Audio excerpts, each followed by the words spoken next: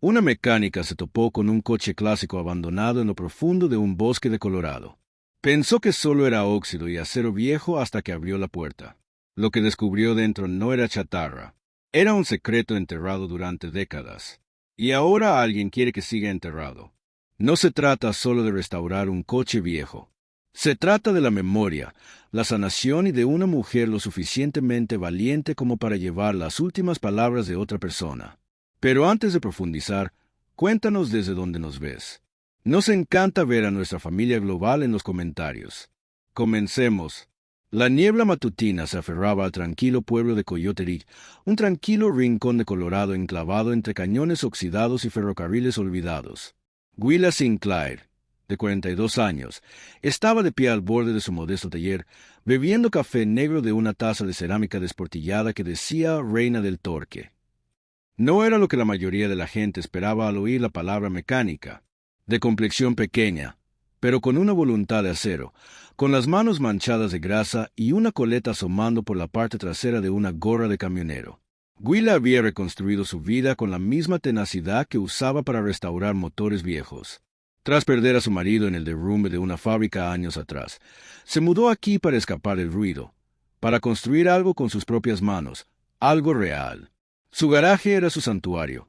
Paredes forradas con matrículas antiguas, el aire siempre olía a gasolina y pino.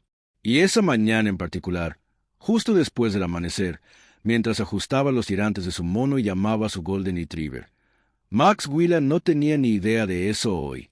No estaría arreglando un coche. Estaría descifrando un misterio.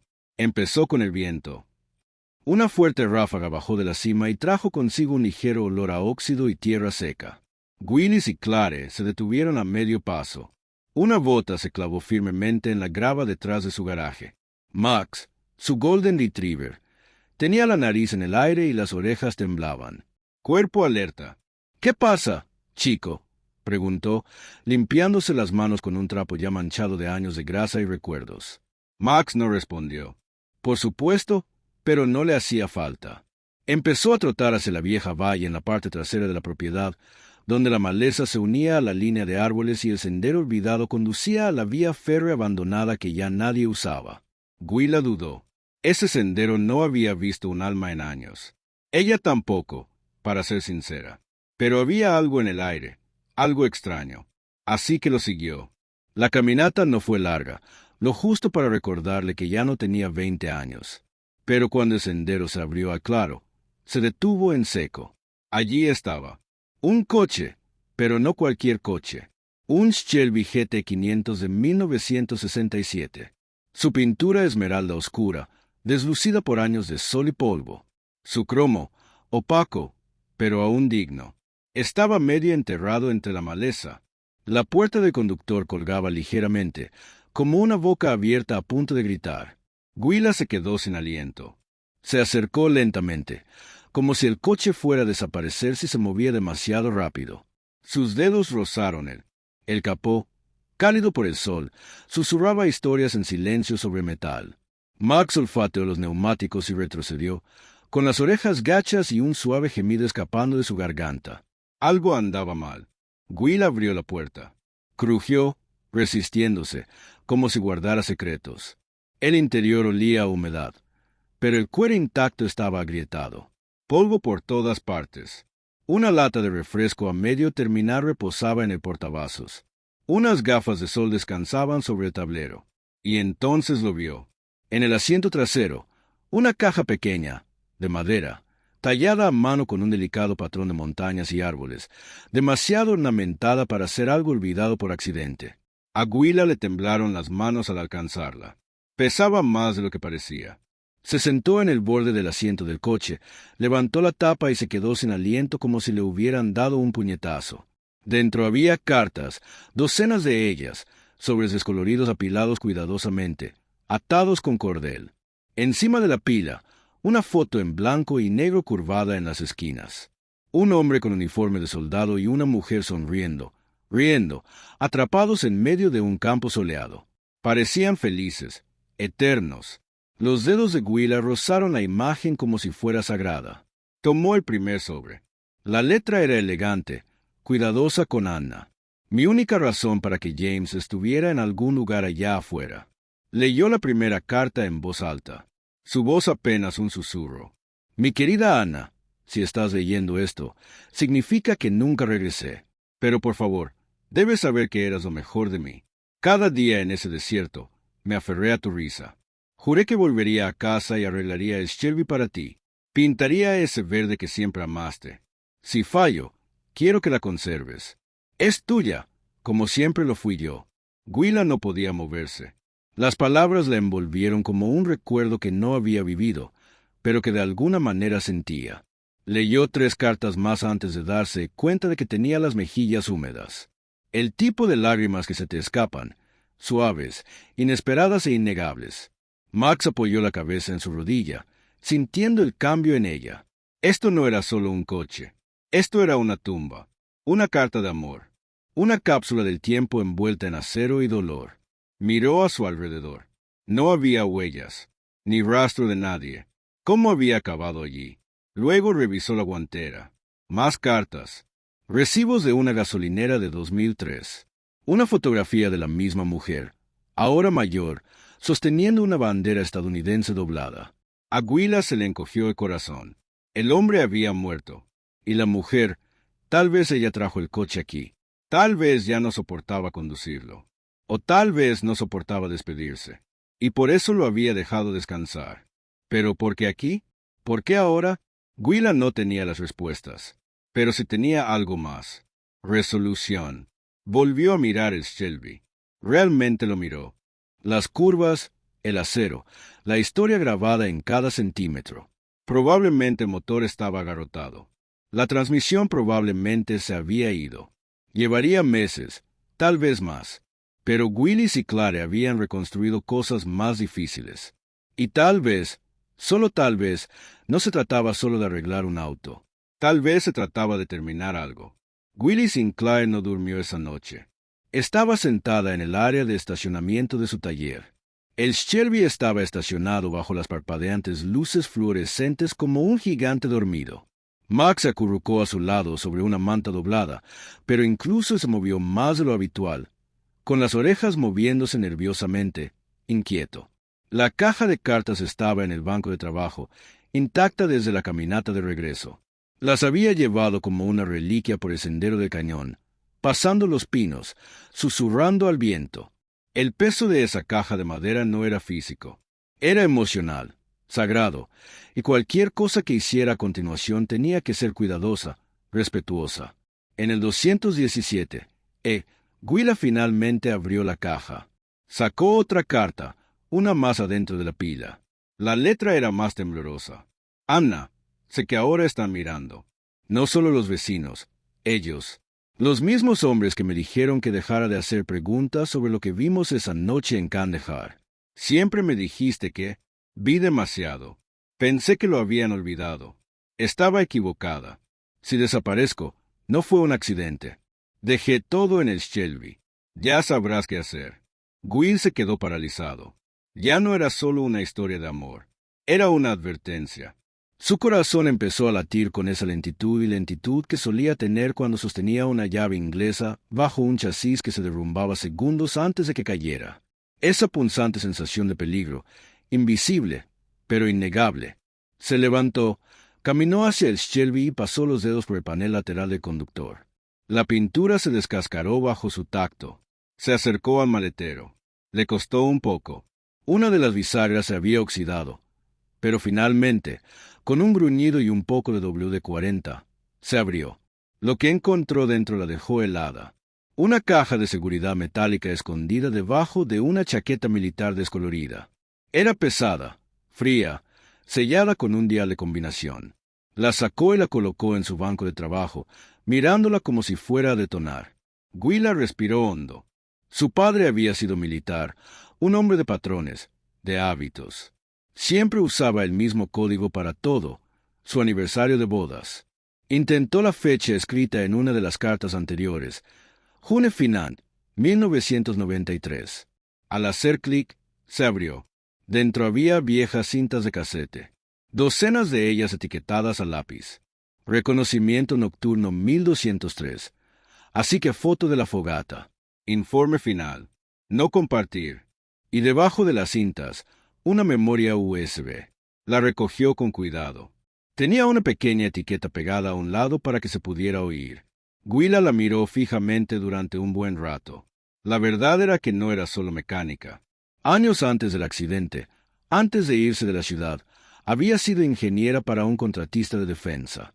Conocía el armamento militar. Sabía cómo era la inteligencia de caja negra. Y sabía esto. No era solo sentimental. Era una prueba.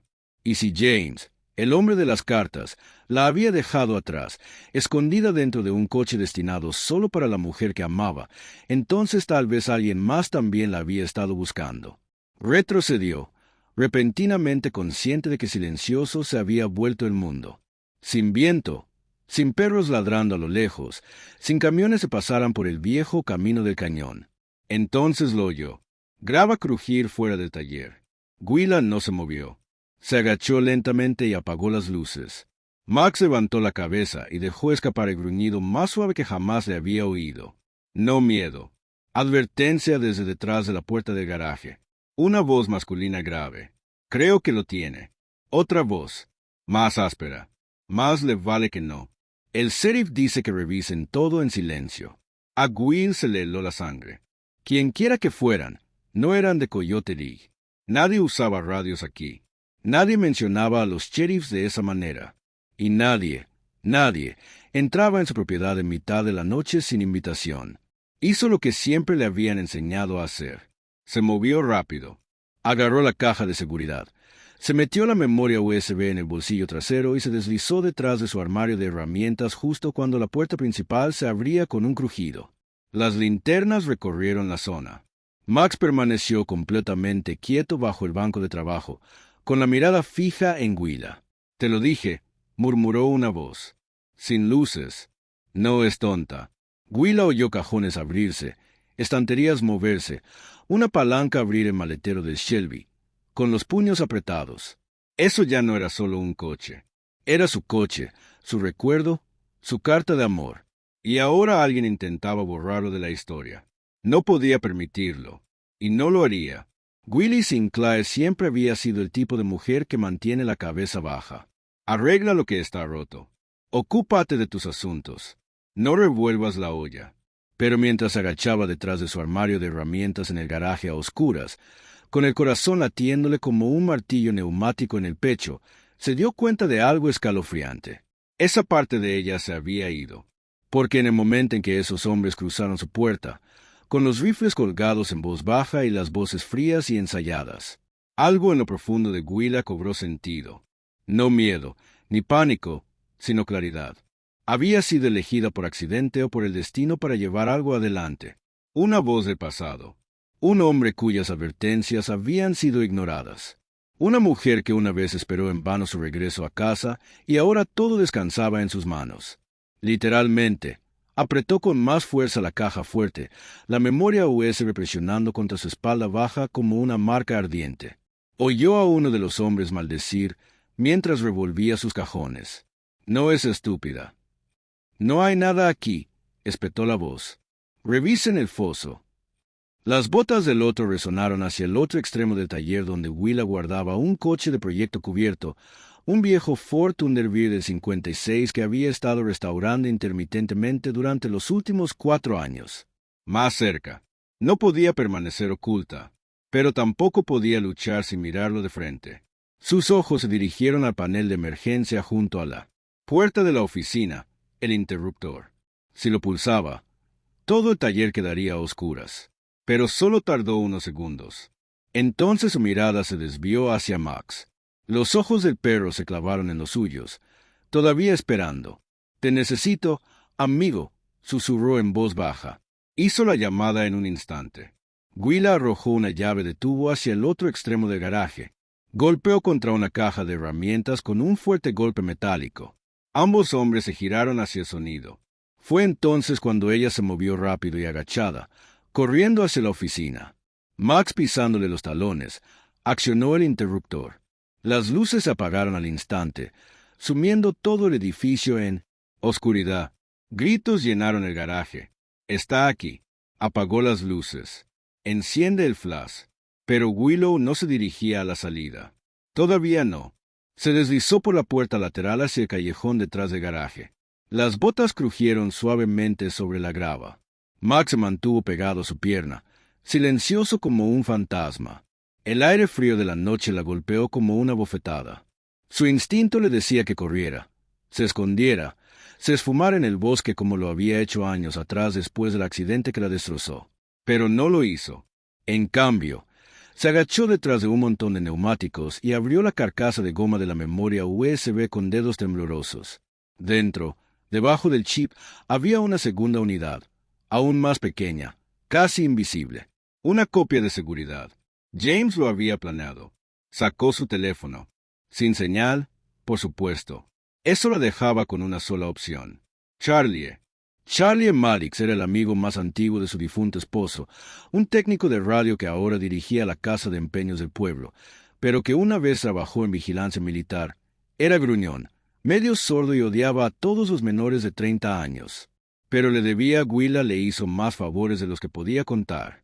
Echó a correr por el callejón, agachándose, atravesando patios y callejones hasta que el resplandor de su garaje desapareció tras la arboleda.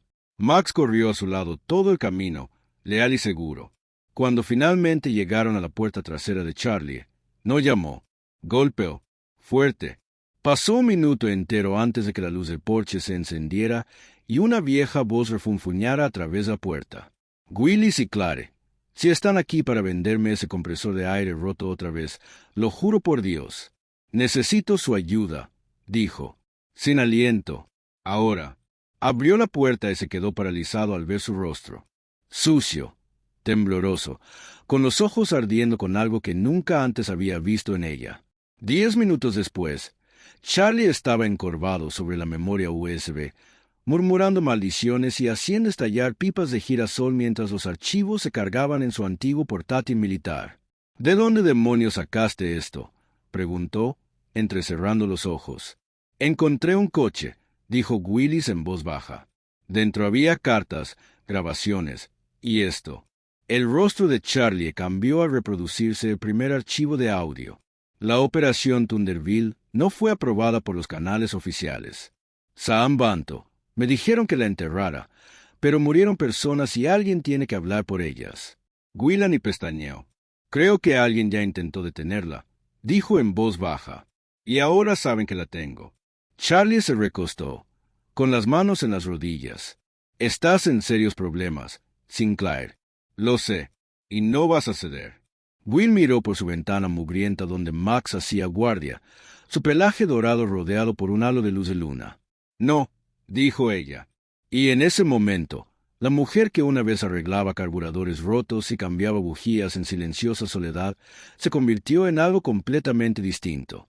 Una testigo, una luchadora, una voz por la verdad. Y en el fondo de su alma supo que su vida nunca volvería a ser la misma.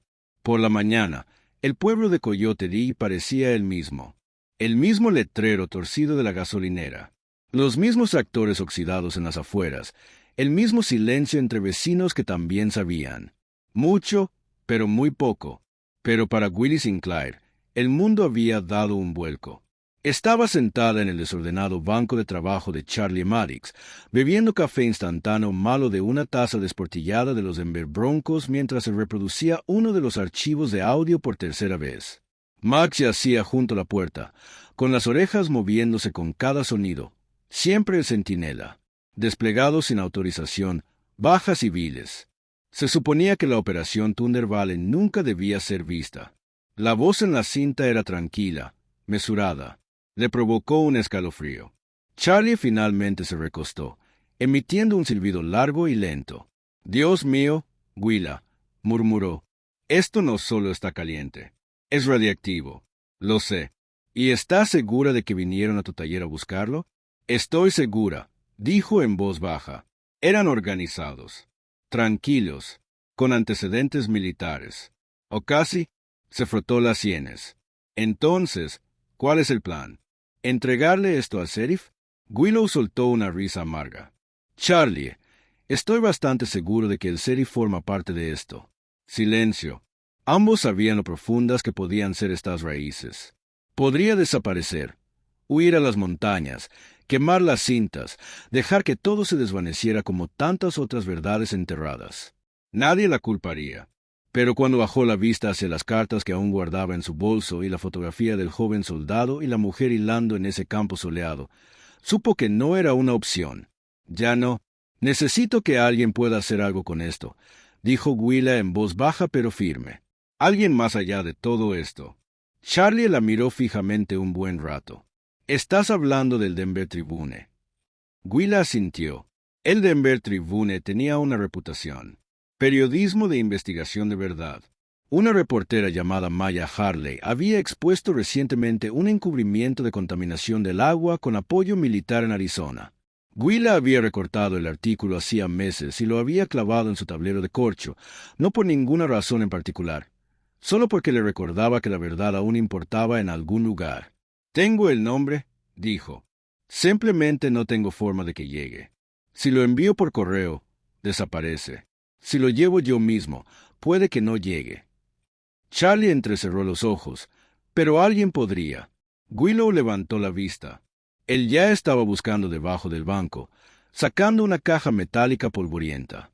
Dentro había una radio más vieja que la tierra, pero limpia, con cable y aún, zumbando débilmente con energía.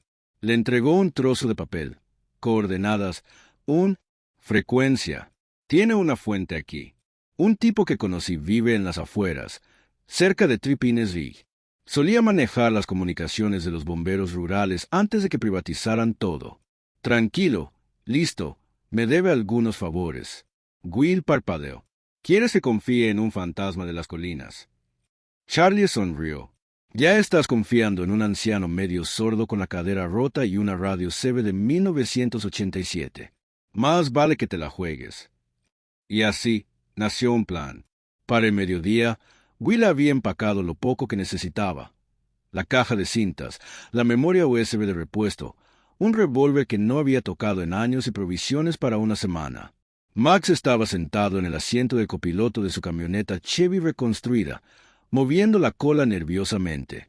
Antes de irse, Charlie le puso una mano en el hombro. «No tienes que hacer esto», dijo. «Sí», respondió ella, apretando las correas de su mochila. «Sí, tengo que hacerlo». El camino a Trippinesville era más un recuerdo que asfalto. Serpenteaba a través de estrechos cañones y senderos invadidos por la vegetación. Cada curva daba la sensación de que iba a derrumbarse en el barranco. Pero Willa sabía conducir en la oscuridad en más de un sentido. Acamparon la primera noche bajo un manto de estrellas, tan denso que parecían oprimirle el pecho. Mientras yacía junto a Max, mirando al cielo, susurró: «Esto es más grande que yo, ¿verdad?» Max no respondió, pero se acercó. A la mañana siguiente, llegaron a la cresta. La cabaña estaba oculta bajo capas de pino y roca, casi invisible. Un letrero de madera, medio podrido, decía: «Propiedad privada, prohibido el paso». Lo que, por supuesto, significaba que era justo el tipo de lugar donde los secretos encontraban refugio. Un hombre salió al acercarse, alto, canoso, bronceado, con la mirada serena de quien ha visto suficiente para dejar de fingir. «¿Lo harás?», preguntó. Ella asintió. «Charlie dijo que tenías algo que entregar». «Sí». Señaló la antena detrás de la cabaña. «Que la transmitan». Y por primera vez en días, quizá años, Willa sintió algo que no había sentido en mucho tiempo. Esperanza. Una esperanza peligrosa. Una esperanza desafiante. Pero real. La transmisión de radio se envió justo antes del atardecer. Willy se quedó al borde del claro, observando cómo el cielo se tornaba lavanda y dorado, mientras el viento reciaba entre los altos pinos. Max yacía a sus pies, con la cabeza entre las patas, exhausto pero tranquilo, como si supiera que lo peor ya había pasado. Dentro de la cabaña, el viejo operador de comunicaciones, que se presentó solo como Red, asintió una vez después de presionar el último botón. «Está en el aire», dijo. «Esperemos que los oídos adecuados sigan escuchando». Pero Willow no estaba lista para irse. Todavía no. Red había señalado un viejo reproductor de cintas en la trastienda. Lo encontró en un montón de chatarra el año pasado. Dijo, arréglalo si quieres. Tengo algunas baterías de repuesto. Y así lo hizo. Sus manos recordaban cómo calibrar los engranajes, realinear los cabezales, ajustar la tensión de la correa. Necesitaba el trabajo. Necesitaba la distracción. Porque dentro de su mochila había una cinta que no se había atrevido a poner. Todavía no. Estaba etiquetada con la misma caligrafía, pero a diferencia de las demás, no trataba de guerra, misiones ni operaciones encubiertas. Simplemente decía, para Anna, mensaje final. Willis estaba sentada sola en esa pequeña y silenciosa habitación. Las paredes estaban cubiertas de mapas polvorientos y registros de radio descoloridos, pero solo podía ver el pequeño casete en su mano. Sus dedos temblaban al introducirlo. La cinta hizo un clic, luego siseó. Y entonces su voz. Anna, si estás oyendo esto, significa que no he vuelto. Lo siento, mi amor. Lo intenté. Dios sabe que lo intenté. Will contuvo la respiración. La voz del hombre era cansada, entrecortada, pero suave. No era un soldado en esa cinta. Era un esposo, un hombre que había cargado con demasiadas cosas durante demasiado tiempo. Hay un peso en la verdad, ¿no? No solo cargar con ella, sino saber que una vez que la compartes, nunca podrás soltarla. Creo que siempre lo supiste. Siempre fuiste la más valiente. Will cerró los ojos. Ella no, Anna, pero en ese momento sintió como si estuviera sosteniendo el corazón de esa mujer en su propio pecho. Me dijeron que olvidara lo que vi, que me callara, pero no puedo. No cuando todavía veo a la niña en ese pueblo cada vez que cierro los ojos. No cuando oigo el sonido de los gritos de su madre. Sus lágrimas cayeron lentamente. Si nunca vuelvo a ver tu cara, si nunca llego a sentir tus dedos en mi cabello, solo prométeme una cosa. Anna, no entierres este auto. No dejes que me silencien. Deja que alguien lo encuentre. Willa no podía respirar porque en ese momento se dio cuenta de algo que nunca antes se había admitido a sí misma. Ella también había enterrado algo. No un auto, no el secreto de un soldado, sino un pedazo de su propio corazón. 12 años atrás, Ben, el esposo de Willa, la había despedido con un beso en ese mismo taller y nunca regresó. Un derrumbe de fábrica, un accidente. En un instante estaba allí oliendo aceite de motor y pino, y al siguiente se había hundido bajo el hormigón y el fuego. Ella nunca pudo despedirse. Sin un mensaje final, sin un último susurro, se sumergió en el trabajo, en silencio. Construyó muros de acero, tornillos y ruido. Y en todo ese tiempo, ni una sola vez había permitido llorar así hasta ahora. Porque de alguna manera, con la voz quebrada de un extraño hablando con un amor perdido hace mucho tiempo, Willa finalmente escuchó su propio adiós. Pulsó pausa en la cinta. Max se había movido a su lado, apoyando la cabeza en su regazo. Su mano encontró su pelaje y lloró en él, sollozos silenciosos y estremecedores que habían esperado más de una década para escapar. No solo estaba terminando la historia de James, también estaba terminando la de Ben. Más tarde esa noche, bajo las estrellas, Willow encendió una pequeña fogata junto a la cabaña. Echó 2 cosas a las llamas. La última carta de James a Anna y una de las viejas camisas de franela de Ben que aún guardaba en el fondo de su armario. Susurró 2 nombres al humo, y luego se soltó. La noticia salió a la luz 2 semanas. Después, portada del Denver Tribune, letras negras en negritas sobre una foto granulada de un James Whitmore más joven, uniformado. La última operación de mensajes de un denunciante, Velo del Trueno, expuesta después de 20 años. El artículo conmocionó a todo el país. Se mencionaron nombres, documentos autenticados, audio confirmado. Era irrefutable. Y más que eso, era humano. Una historia de amor envuelta en archivos clasificados. Una voz de ultratumba que se negaba a ser silenciada. Pero para cuando la noticia llegó a las noticias de la noche, Willie Sinclair ya se había ido. No se escondía. No tenía miedo. Simplemente estaba en casa. Regresó a Coyotería al amanecer. Max se acurrucó en el asiento del pasajero, su camioneta retumbando por los familiares caminos de tierra como si nada hubiera cambiado. Pero todo había cambiado. El taller estaba intacto. Sus herramientas aún colgaban en ordenadas filas. La abolladura en la puerta del garaje, causada por una granizada hacía 5 años, seguía visible, pero ya no la veía como una jaula. Era otra cosa. Era suya. Esa mañana no empezó con un cambio de aceite. No abrió el compartimento. No tocó ni una sola llave inglesa.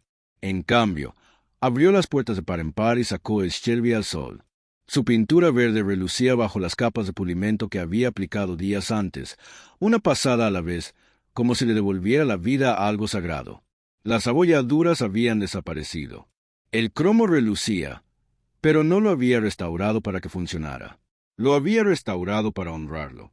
Willa sacó una silla plegable, sirvió 2 tazas de café, una para ella y otra para la silla vacía a su lado, y se sentó en silencio. Por Anna, por James, por Ben y por ella misma. Justo después de mediodía, un coche de alquiler se detuvo frente al taller. Una mujer salió, de unos 60 y tantos, delgada, con el pelo canoso y recogido en una trenza suelta. Se llamaba Margaret Whitmore, hermana de James. Había recibido una copia de las grabaciones a través de Tribune, y con ellas el nombre de la mujer que encontró el coche, la que se aseguró de que el mundo finalmente escuchara la voz de su hermano. Willa la encontró a mitad del aparcamiento. Ninguna de las dos habló al principio. ¿Qué podía decirse? Pero entonces Margaret metió la mano en el bolsillo de su abrigo y sacó un sobre desgastado. James escribió esto antes de irse. Dijo en voz baja: «Para Anna», pero se lo devolvieron sin abrir. Creo que fue demasiado doloroso para ella. Lo encontré después de que ella falleciera el año pasado. Will lo tomó con reverencia. El sobre era delgado, descolorido, la letra delicada. «Creo», añadió Margaret con voz temblorosa, «que si él pudiera ver lo que hiciste, lo que arriesgaste, habría querido que tuvieras esto». Will asintió, con los labios apretados. «No lo hice por agradecimiento». «Lo sé», susurró Margaret. «Por eso importa». Se sentaron juntas al sol un rato, 2 mujeres unidas por el dolor, el amor y la tranquila valentía de las historias inconclusas. Antes de irse, Margaret se volvió y miró el coche. «Es curioso», dijo. «Siempre le prometía a Anna que lo pintaría de ese mismo tono de verde. Lo llamaba pino fantasma. Tardó meses en mezclarlo a la perfección». Will sonrió. «Le sienta bien». Más tarde esa noche, Will abrió la carta en su oficina. Era breve, sencilla, llena de la misma poesía tranquila que había llegado a conocer en sus otras palabras. Si estás leyendo esto, significa que nunca llegué a casa.